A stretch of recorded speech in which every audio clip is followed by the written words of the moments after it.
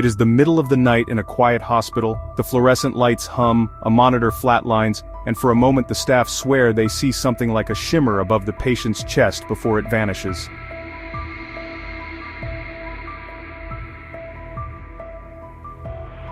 In another corner of the world, a child in India suddenly recalls details of a life she has never lived, describing a family in another village with uncanny accuracy. In a quiet American bedroom, a grieving widow insists she heard her husband's voice after his funeral. Whether we are rational scientists or spiritual believers, we cannot escape the same chilling question: is there something more than the body, something invisible and enduring that leaves at death, something we have always called the soul? From Egyptian pyramids to Buddhist temples, from medieval cathedrals to modern laboratories, humans have recorded events that refuse to fit neatly into material explanations.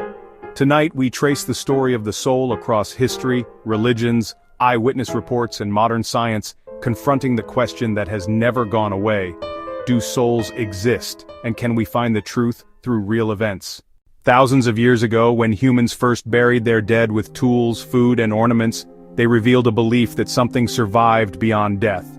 Ancient Egyptians divided the soul into parts: the Ka, the vital essence; the Ba, the personality; and the Akh, a transformed spirit capable of joining the gods.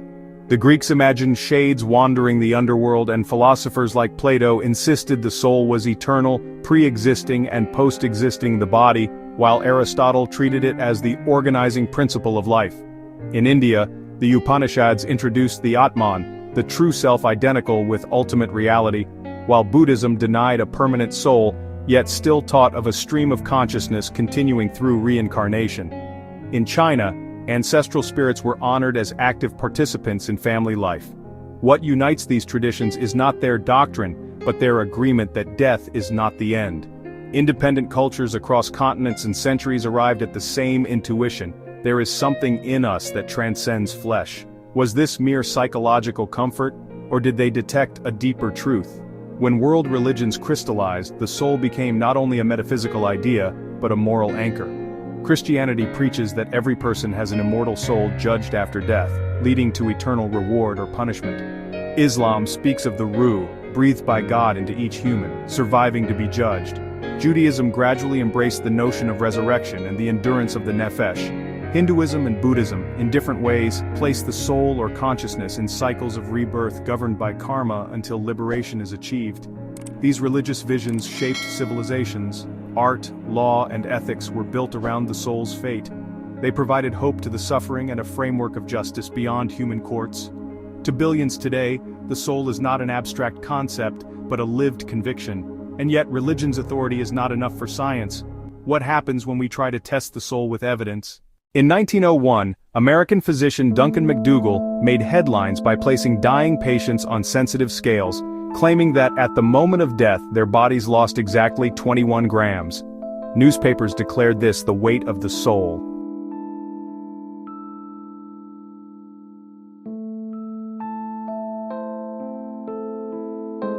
But modern science points out his experiment had only 6 subjects, poor controls, and inconsistent results.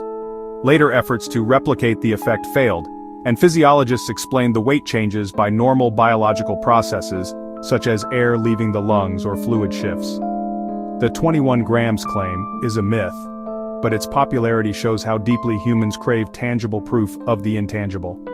We want the soul to leave footprints in physics, to be caught in the act of departing.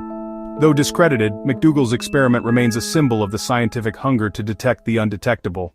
In the last 50 years, thousands of people revived after cardiac arrest or trauma have reported near-death experiences, NDEs. They describe floating above their bodies, perceiving the room from outside, traveling through tunnels of light, encountering deceased loved ones, and experiencing overwhelming peace.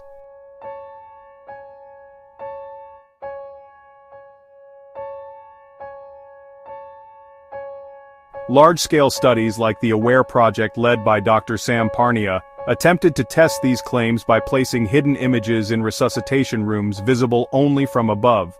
While results were limited, some patients gave strikingly accurate details about events while clinically dead.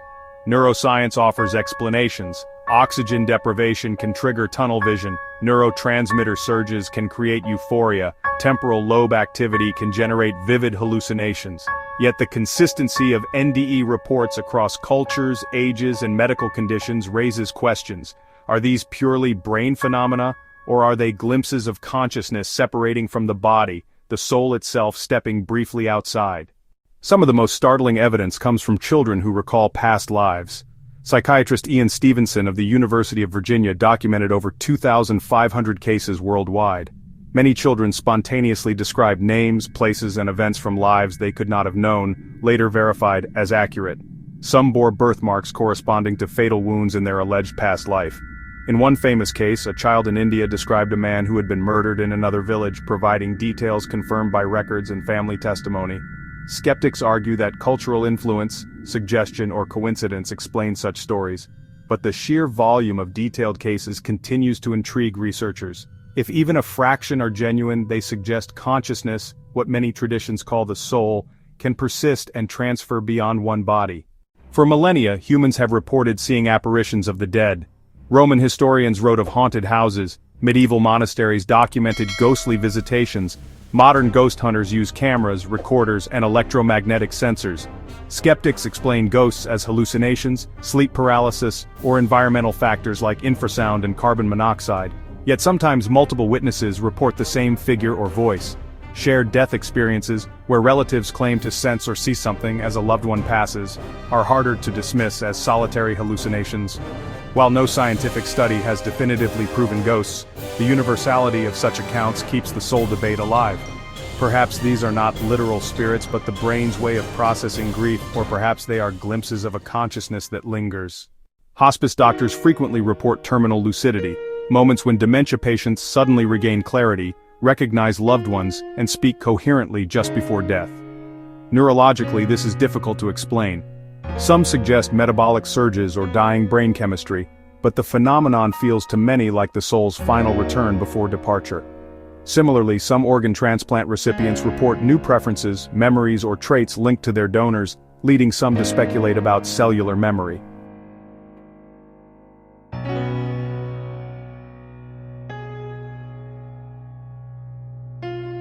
Most scientists attribute this to psychology, gratitude, or coincidence, but it feeds public belief in soul transfer. These cases show why the soul persists as an idea. Experiences around death often defy neat biological explanation. Neuroscience has made enormous progress mapping brain activity to mental states. Damage to specific regions alters memory, personality, or perception.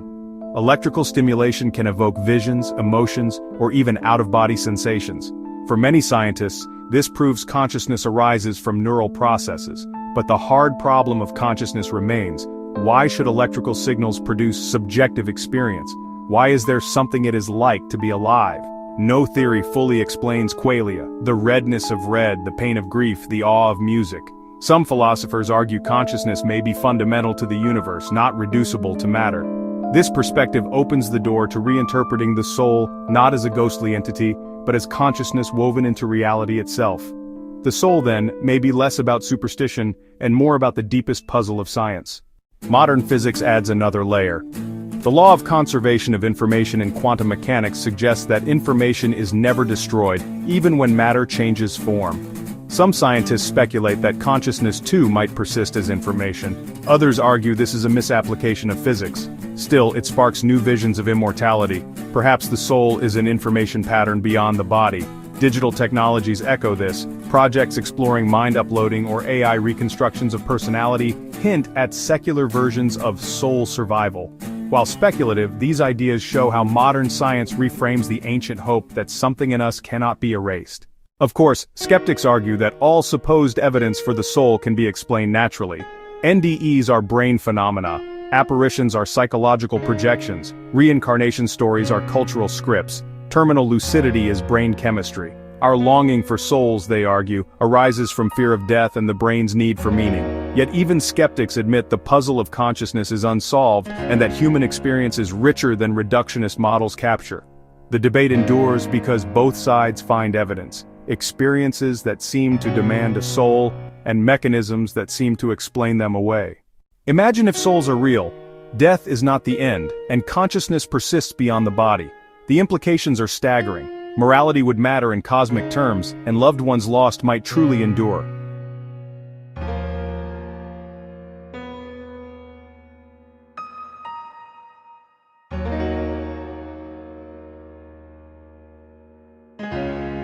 But imagine the opposite. There is no soul, and all we are ends at death. Then every choice, every relationship, every act of kindness becomes even more precious because it is fleeting. Either way, the question of the soul forces us to confront what it means to live. The evidence may be debated, but the impact on how we see ourselves is undeniable. So, do human souls exist?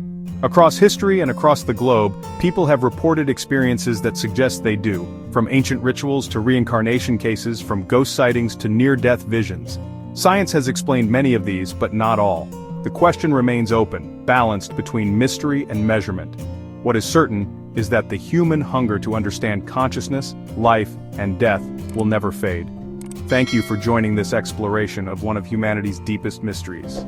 If this journey made you think differently, please like this video, subscribe to Beyond X, and ring the notification bell so you never miss our next deep dive into the mysteries of science, the universe, and the human story. Share this video with someone who has wondered about life after death, and let's keep the conversation alive.